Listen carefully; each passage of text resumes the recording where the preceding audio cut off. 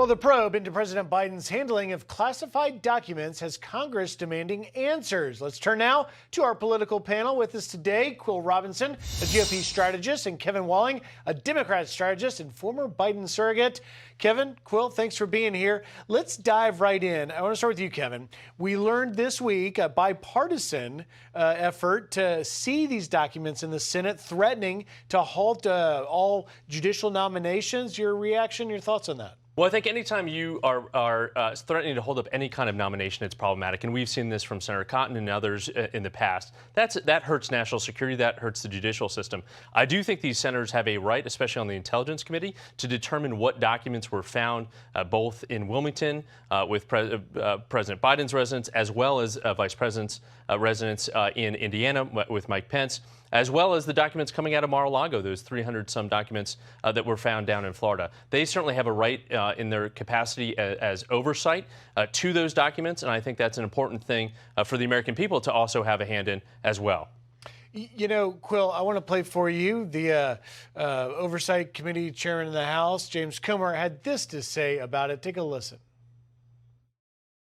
From an oversight committee who's leading a major investigation into influence peddling with this administration, we want to know if these documents, if they've been used in a compromising way. I mean, this is the problem with the Biden family. They've been influence peddling for decades, and now we find classified documents are strewed all over the East Coast. What's your reaction to that? Obviously, we heard, maybe you heard our interview with Democrat Congressman John Garamendi in the last hour, trying to say it's a difference between the Trump documents and the Biden ones. Comer sees a very big difference. Yeah, it's disturbing that this is the thing that's bringing Democrats and Republicans together in this country today, is mishandling these classified. That's a good point, actually. These classified Some bipartisan documents. agreement on that front. Some bipartisan agreement. But look, some of our leaders at the highest level seem to be trying to figure out whether they left classified documents on the kitchen table or in the garage, and that's really concerning. And I think rather than pointing figures and saying that this is a Democratic issue or a Republican issue, we need to get a handle on this, because this seriously compromises highly sensitive materials that put us at risk with countries like China and others. So I think we need to get to the bottom of this, and Congress absolutely has a right to know what was in these documents. You've got the National Archives and Records Administration, NARA, who I have likened, by the way, to that childhood librarian, which you were told had a lot of authority. You didn't cross her, but then you found out, boy, she's got power. Now you've got going all the way back to Jimmy Carter, who, by the way, was the one that signed the 1978 Presidential Records Act, for which now we are now all talking about. But is this an overreach to go this far back? Like, do we really need to do this? Well, I think we have an overclassification problem in this country. The fact that the rules and regulations regarding classified documents, to some degree, have not been updated since World War II. You've got 4 million Americans that have some level of classified access approval in this country. So I think we need to take a really strong look. I saw the conversation you had with Congressman Garamendi. I thought it was really good in terms of what he was saying, because it also is all about intent, right? So is this just a mistaken issue with what we've seen with Mike Pence and likely then Vice President Joe Biden? And what is the intent behind the documents coming out of Mar-a-Lago, right? The fact that there was some stonewalling for about a year and a half, subpoenas issued to get those documents back that went unheard of or thrown out from NARA, from the Department of Justice. And I do think you have very different circumstances. But to Quill's point, Congress does have a role, and we should have a full kind of bipartisan analysis of the current situation with regards to classified documents. And I'll put to you guys the same thing I put to Garamendi, which is, should the outcome potentially disqualify either Biden or Trump from running for president?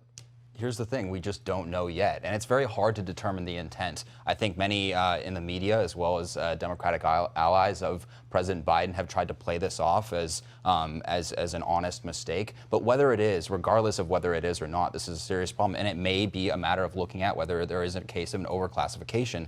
But this sends the wrong message at a very tenuous moment in American politics and our role in the world. And we need to be paying attention to these other issues rather than trying to figure out, rather than having these powerful people going on Easter egg hunts for classified documents they've left around their places. Speaking of paying attention, we happen to notice that former President Trump, who has announced re-election or running now again, is in New Hampshire in the last few hours. Here's a little bit of his first presidential campaign appearance. Take a listen. This is like about a month ago when I announced, well, I said, I get 2 years. They said, he's not doing rallies, he's not campaigning.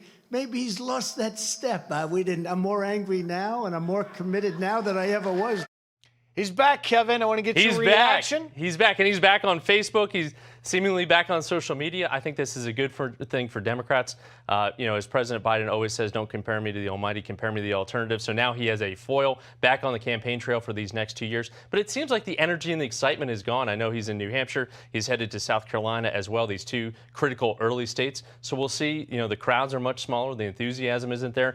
The endorsements really aren't there. So welcome back, former President Trump. Well, you talk about Biden possibly being excited to have him back on the campaign trail. When is Biden announcing? I think you'll see that. I think you'll see scoop? that in a couple months. I was with him last month. I think he's fired up to run for re-election. He's excited about the prospect of taking the fight back to Donald Trump or whoever the Republican nominee is. Will he wait until after the State of the Union? Absolutely. Certainly after. I think that's the 7th of February. So it'll certainly be after that. All right, Quill, I teed you up. A Biden-Trump rematch. How's that shake out? I think Americans want better than the alternative. Look, the Republicans have a very strong field right now, thinking about Mike Pompeo, Nikki Haley, Chris Sununu, many of the other people out here.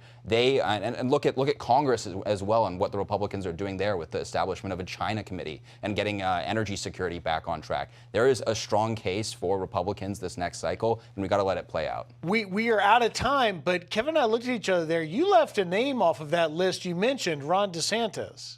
Ron DeSantis as well. We got to let it. Okay, all right. I was just making sure that wasn't intentional. It's a wide field. All right. Quill Robinson, Kevin Walling, great insight. Thank you, Thanks for being here. Thank you.